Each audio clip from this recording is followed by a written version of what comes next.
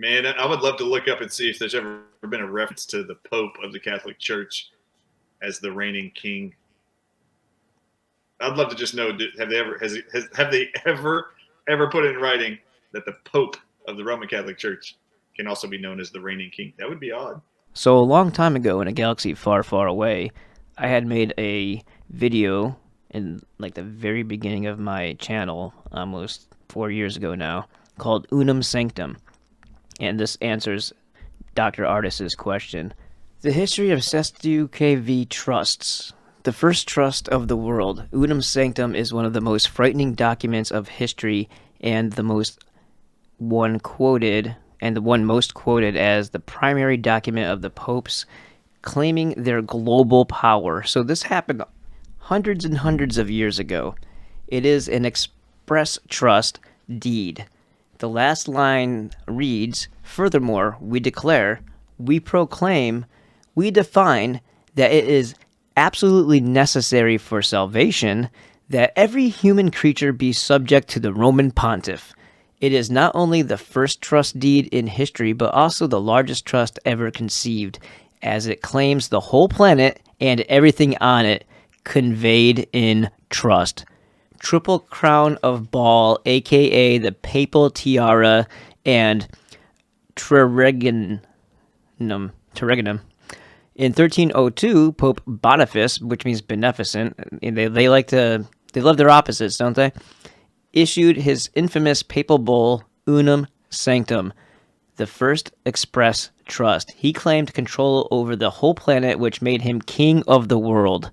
So there you go, Dr. Ardis, you are absolutely correct. King of the world. In celebration, he commissioned a gold-plated headdress in the shape of a pine cone, pineal gland perhaps, with an elaborate crown or corona as at its base. The pine cone is an ancient symbol of fertility and one traditionally associated with Baal as well as the cult of Cybele. It also represents the pineal gland in the center of our brains, crystalline in nature, which allows us access to Source, hence the 13-foot tall pine cone in the Vatican Square. Think about why the pontiff would idolize a pine cone. See Pharmacatic Inquisition. And then it says the first crown of Crown Land. Pope Boniface VIII was the first leader in history to create the concept of a trust, but the first testamentary trust through a deed and will creating a deceased estate was created by Pope Nicholas V in 1455 through the papal bull Romanus Pontifex.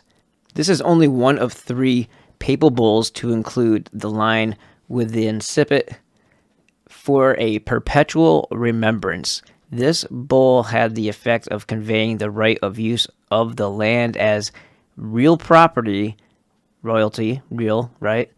From the express trust Unum Sanctum to the control of the pontiff and his successors in perpetuity. Hence, all land is claimed as crown land. The first crown is represented by the first Sestu KV trust, created when a child is born.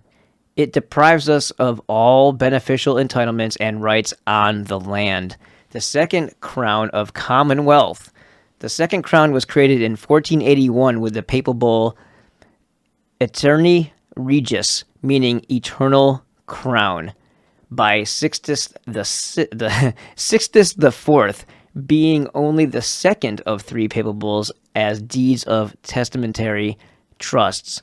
The papal bull created the Crown of Aragon, later known as the Crown of Spain, and is the highest sovereign and highest steward of all Roman slaves, subject to the rule of the Roman pontiff. Spain lost the crown in 1604 when it was granted to King James I of England by Pope Paul V after the successful passage of the Union of Crowns, or Commonwealth, in 1605 after the false flag operation of the Gunpowder Plot. Remember the 5th of November. So there you go. And that was a Jesuit operation, by the way. And you guys, have been tricked through television and movies to be rooting for the Jesuits in that particular film. The crown was finally lost by England in 1975. when it was returned to Spain and King Carlos I, where it remains to this day. The second crown is represented by the second SSQKV trust, created when a child is born, and by the sale of the birth certificate as a bond to the private central bank of the nation, depriving us of ownership of our flesh and condemning us to perpetual servitude as a Roman person or slave. The third crown of the ecclesiastical see. The third crown was created in 1537. That's quite a long time ago, isn't it? By Paul III through the papal bull Convocation, also meant to open the Council of Trent. Remember Simon of Trent? The one that they murdered in 1480 something, 90 something. It is the third and final testamentary deed and will of a testamentary trust set up for the claiming of all lost souls, quote unquote, lost to the sea. The Venetians assisted in the creation of the first SSQKV Act of 1540, which is the same year the Jesuits were formed, to use this papal bull as a basis of ecclesiastical authority of Henry VIII. The crown was secretly granted. The crown, and since we're talking about Ophirix here with the golden crown or corona, this crown was secretly granted to England in the collection and reaping of lost souls. The crown was lost in 1816 due to the deliberate bankruptcy of England and granted to the Temple Bar, which became known as the Crown Bar or simply the Crown. The bar associations have since been responsible for administering the reaping of the souls of the lost and damned, including the registration and collection of baptismal certificates representing the souls collected by the Vatican and stored in its vaults.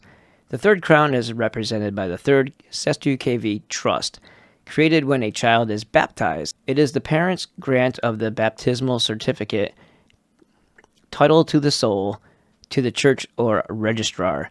Thus, without legal title over one's own soul, we will be denied legal standing and will be treated as things, cargo without souls, upon which the bar is now legally able to enforce maritime law. And that's how they screw us, and that's why we do not have rights. The SSQKV Trust is a fictional concept. It is a temporary testamentary trust, first created during the reign of Henry VIII of England through the SSQKV Act of 1540 and updated by Charles II through the CQV Act of 1666, which was when everybody was considered lost at sea, wherein an estate may be affected for the benefit of a person presumed lost or abandoned at sea and therefore assumed dead after 7 years. Additional presumptions by which such a trust may be formed were added in later statutes to include bankrupts, minors, incompetents, mortgages, and private companies. So there we have it.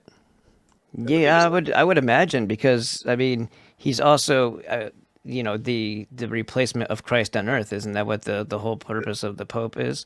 So he's literally the Antichrist. No, no kidding. Right. And basically, the Vatican, I actually heard it referenced in a documentary this weekend that the Vatican is basically a monarchy